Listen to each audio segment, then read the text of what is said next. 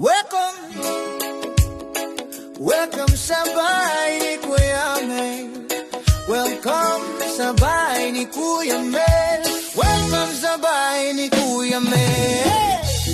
Magandang umaga po mga kalingap. Ito na naman ulit si Kuya Mel. Nandito na naman tayo ulit sa bahay ni Viancy. At magluluto po ulit tayo. Despite na marami tayong critics, tuloy-tuloy pa rin po ang pagluluto natin. So, kayo na po ang bahalang maghusga. Ang sa akin lang po ay sinasabi ko, hindi ako talaga kusinero, hindi ako marunong magluto. Utusan lang ako ni Kuya Bal na ako ang magluto ng mga pagkain ng mga karpintero at ng pamilya ni Viancy. So, ayan po ang lulutuin natin ngayon. Nag-request po siya ng sabaw. Yan. So, bumili po tayo ng 2 kilong baboy. Yan. At syempre, ang bahay kubo. Ayan po ang bahay kubo. Nakikita niyo po sa likuran ko. Yan. At ang mga panimpla po natin ay ayan, nandiyan dyan po. So, nakaprepare na po lahat. So, ang gagawin na lang po natin ay i-prepare natin ng mga slices. Yan.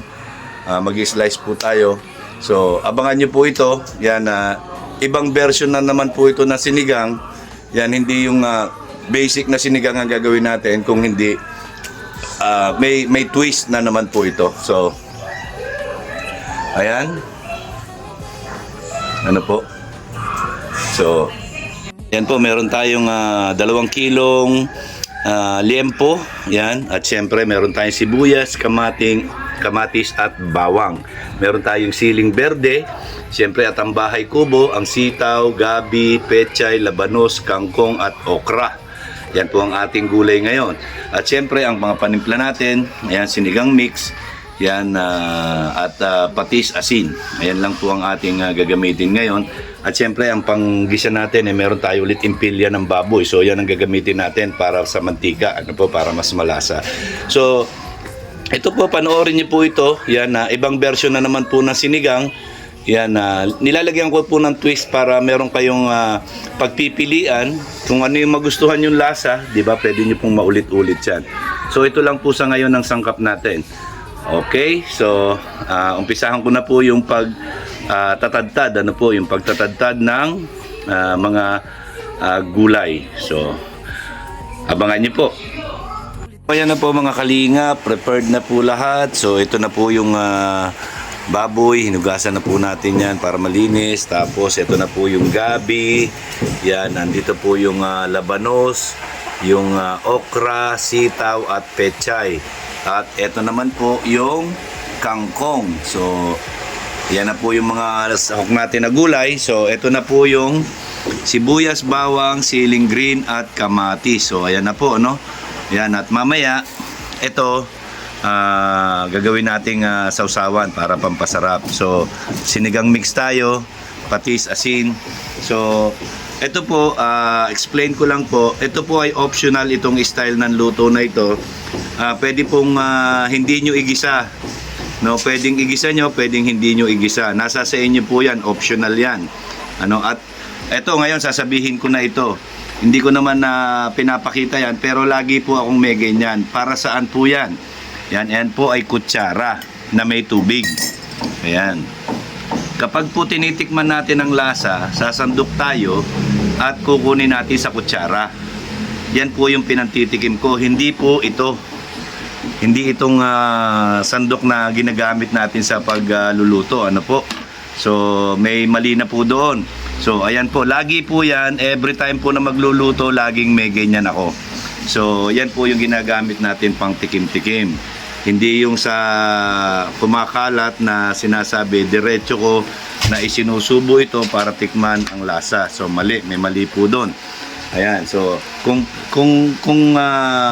pagka po kayo ay nagluluto at may kaalaman kayo ng konti sa kusina, yan, every time po na magluluto kayo ay laging merong ganyan. So malinaw po ha, yan, malinaw. Hindi ko lang po madalas pinakikita, naging issue lang kaya pinakita ko ngayon. So, ayan po yung mga sangkap natin. Ayan. So, abangan nyo na lang po. Yan, natuumpisahan na po natin. So, Ito po ang tinatawag na sinigang ni Vianse na ginisa sa pagmamahal ni Edu. Ayan po yan, ha. Sinigang ni Vianse na ginisa sa pagmamahal ni Edu. Yan po yan. So, yan ang title natin dito sa ating luto ngayon na sinigang version ni Kuya Mel, ano? So, ayan po, tara. Sumpisahan na po natin para makakain ng maaga ang mga karpintero. So, ayan po mga kalingap, gaya ng mga dating proseso natin, nagpapamantika po tayo ng impilya ng baboy. Yan, nakita ko itong paborito kong sandok. So, pamamantikain po natin yan hanggang sa pwede na tayo mag-gisa. So, antay-antayin lang po natin. So, ayan na po. Ginigisa na po natin. Magigisa na tayo, no? Sibuyas, bawang. Optional po ito. Inuulit ko, optional po ito, ha? Hindi po ito, kumbaga, basic na niluluto ng karaniwan. Meron iba, ganito ang luto. Merong lugar na ganito po yung luto nila ng sinigang na ibang version naman. Ayan. So, ilagay na po natin itong mga kamatis. Ayan. Isama na po natin para manuot doon sa baboy yung lasa ng kamatis. So, mekos-mekos po, mekos-mekos.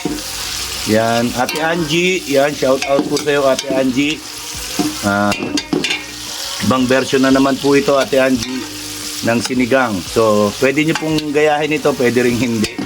Depende po sa panlasa nyo po. Yan. So, anuhin lang po natin yan para maluto yung kamatis at madurog natin at manuot dun sa karne po sisigang natin. Ayan. So, yan po mga kalingap. Yan, medyo nadudurog na yung kamatis pero kulang pa yan. So, anuhin pa natin para yung pong lasa nito manuot po doon sa lasa ng karne. Yun po yung purpose kaya tayo naggisa ng ganito. May mga ibang lugar na ganito po yung sistema nila sa pagluluto ng sinigang. So, sasama na po natin yung karne yan. So, ayan na po yung resulta niya. Habang naluluto yung karne, yung lasa ng ginisa natin, manunuot na po doon sa karne. Ano po?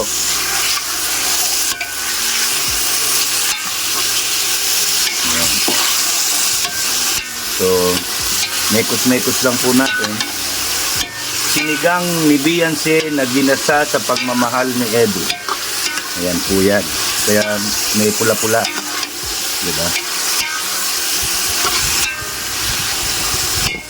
So, anuhin po. Takpan po na. Okay. So, ngayon po, yan.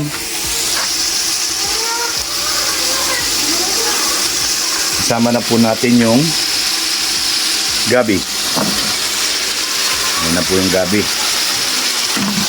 So, syempre, mekos-mekos ulit. Mekos. Ayan.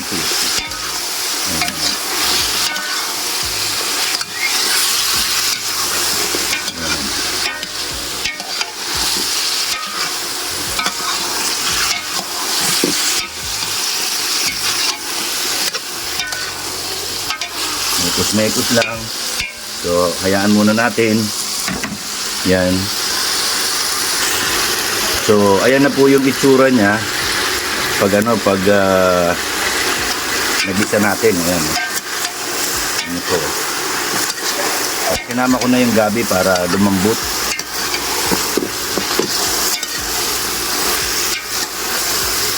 Bango. Ayan po. Sa mga basher po na bara-bara ng luto, yan. Gawin niyo muna po at tikman. Ayan. Okay.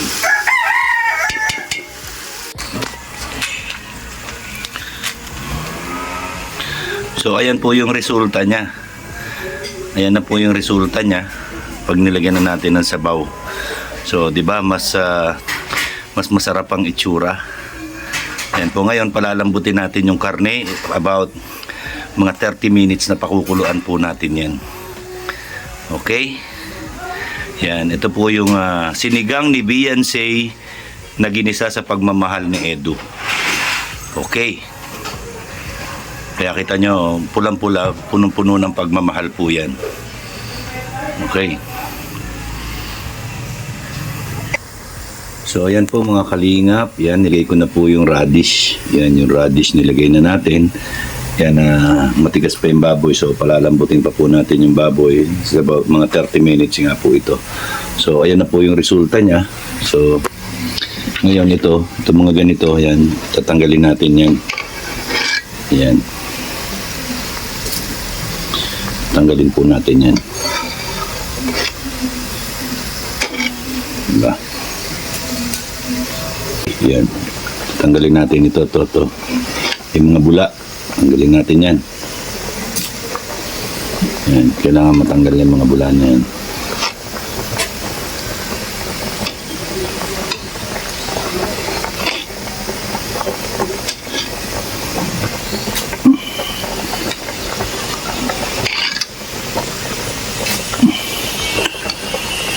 Diba?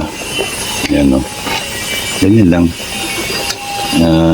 Simpleng luto lang yan. Inuulit ko ha, hindi po tayo cook or chef. Wala tayong alam sa pagluluto. Yung mga naiintindihan ko lang at yung mga recipe ng nanay ko, ito po yung ginagawa natin. So, ayan na po siya. Oh. Ayan. Diyan na yung radish para sumama na lumambot. So, pwede nating ilagay itong sili para manuot yung anghang, kasi para medyo may anghang ng konti para maluto na siya dyan, sumama na yung lasa. So mamaya pa po natin titimplahan yan pag medyo malambot na yung karne. Okay, yan po ang sinigang ni Beyonce na ginisa sa pagmamahal ni Edu. Okay, parang ang sarap pong tignan, ano? Yan, ang sarap tignan. Grabe. So, ayan na po, no? Pinapalambot pa natin yung baboy. Ayan. So, okay na po, di ba? Ayan. Medyo matigas pa po yung baboy, so kailangan pa natin palambutin. Yan kasi gustong-gusto ni Kuya Bal yung malambot yung baboy. Ayan, tinesting po natin kanina yung baboy. Yan, talagang matigas talaga si Papa Eds, no? Matigas talaga si Papa Eds, hindi mo basta-basta mapapalambot yan. So, kahit na anong paninira pa gawin nyo dyan, talaga pong matigas yan. Ano? Hindi nyo mapipigilan ng pagmamahal niya kay Lady Beyonce. No? Kaya, kailangan pa natin siyang palambutin yan, para mag-blend doon sa sinigang ni Lady Beyonce. Diba? Ayan, di ba? Okay. So, okay mga kalingap. Ayan po, ito yung pangsasangkap natin mamaya para may kagat. Ano po, may tapang. Ayan yung pangsasangkap natin mamaya. Yan, magandang tanghali, Tatay Biran. Yan, may tatanong lang ako. Yan, tungkol doon sa mga luto ko.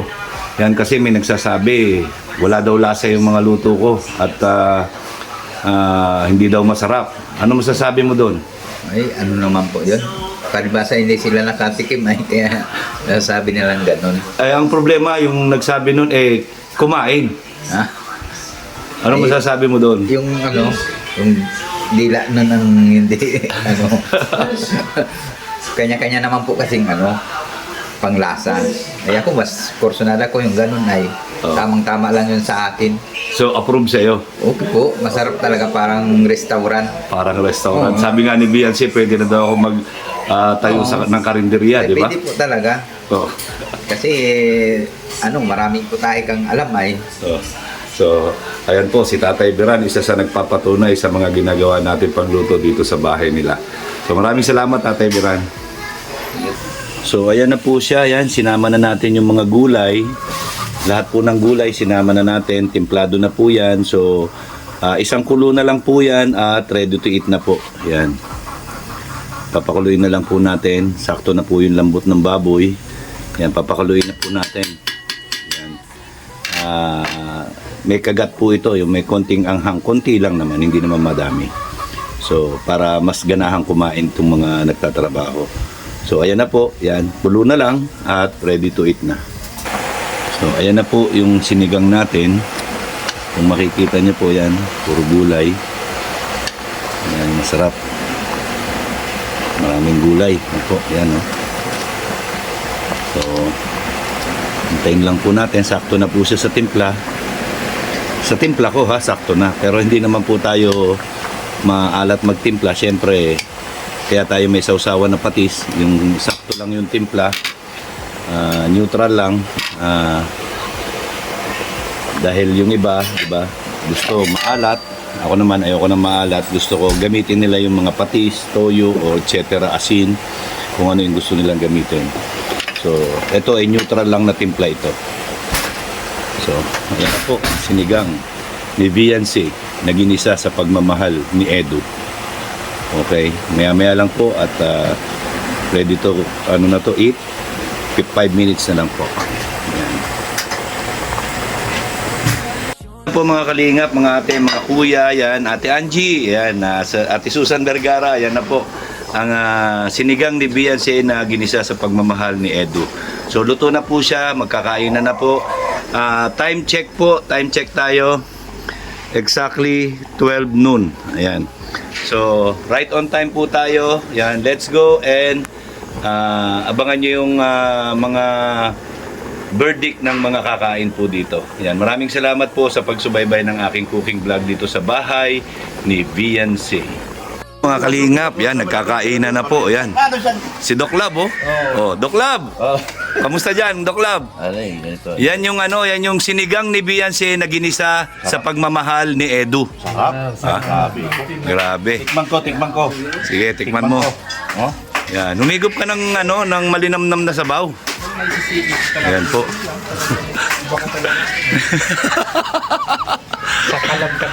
Ayan po, ayan oh, si Tatay Junel, nakita nyo. Talo na naman, talo na naman.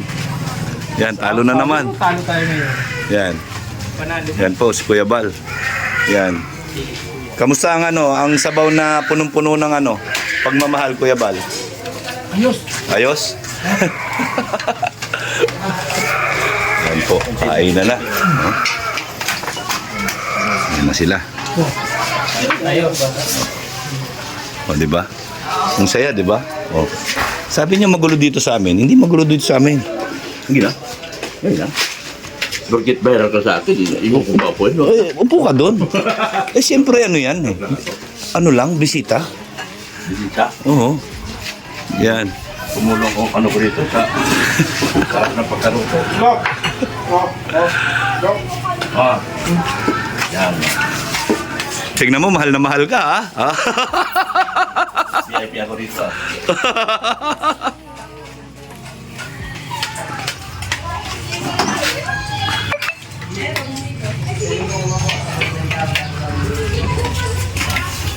Yan po, sarap ng kain nila. Si Kuya Bal, si Doc Love, si Kalingap Asing, si Ron, at saka si Junel.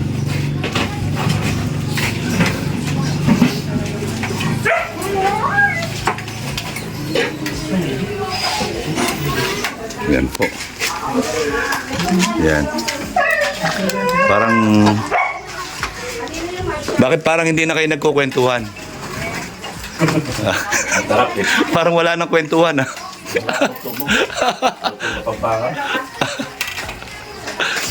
Wala nga lasa yan, matabang? Walang matabang. Grabe. Yan po. Yan po ang wala nang kibuan ay oh. Kanina halos puno yan oh. Wala nang kibuan. Tahimik na po sila. tahimik na po. Oh. Tahimik na sila. Oh. Ay, seryoso na po, seryoso. Oh. So, ako naman po yung kakain. O kami, tika. Maingay. Mga kalingap, yan, kakain na po ako. Yan. Ganito po ako ipagsandok ng nanay ko. No? Ganito akong pinagsasandok ng nanay ko pagkakakain na kami, magkakapatid. Yan, bibigyan niya kami ng kanya-kanya naming lalagyan. So, lagi po kami sa mungkok pagka ganitong sinigang. So, ayan, namimiss ko na nanay ko, matagal ko na hindi nakikita. Yan, sana pag pumaldo ako, yan, makapunta ako ng Pampanga po. Yan, papasyalan ko ang nanay ko. 84 years old na po yung nanay ko. Yan, lahat ng ginagawa kong pagluluto, galing po ito lahat sa nanay ko. Yan. Yan, miss na kita, Nay. I love you, Nay. Ingat ka lagi dyan. Pupunta rin, makikita rin ako dyan. Makikita rin tayo. Yan. Yan po mga kalingap. Ayan na lang ang natira. Sabaw na lang at konting gulay. So, grabe po. Yan, napakasarap po nung sabaw. So, nagustuhan nila yung sabaw. Ayan, ito po yung ating resulta sa ating niluto ngayon. Ayan, maraming salamat po at nagustuhan din nila. Okay. So, ayan na po. So ayan po mga kalingap, tapos na po yung ating pagluluto. Nakakain na po ang mga gumagawa dito po sa bahay ni Beyonce. Nakakain na sila Kuya Bal, lahat po kami nakakain na po ang Batalero family. So ayan po, maraming salamat po. Sana po tangkilikin nyo itong ating bagong style ng sinigang, may twist. Yan, sana po suportahan nyo po si Kuya Mail. Yan, maraming salamat po. Hanggang sa muli nating pagkikita dito sa bahay ni Beyonce. Maraming salamat po and God bless po sa ating lahat. I love you 3 times a day. Bye-bye! Ako tao, doon ko nadamang tunay na ligaya sa mundo. Nakita ko sa'yo ang dahilan kung bakit pag-asa'y muling sumisilang. Hindi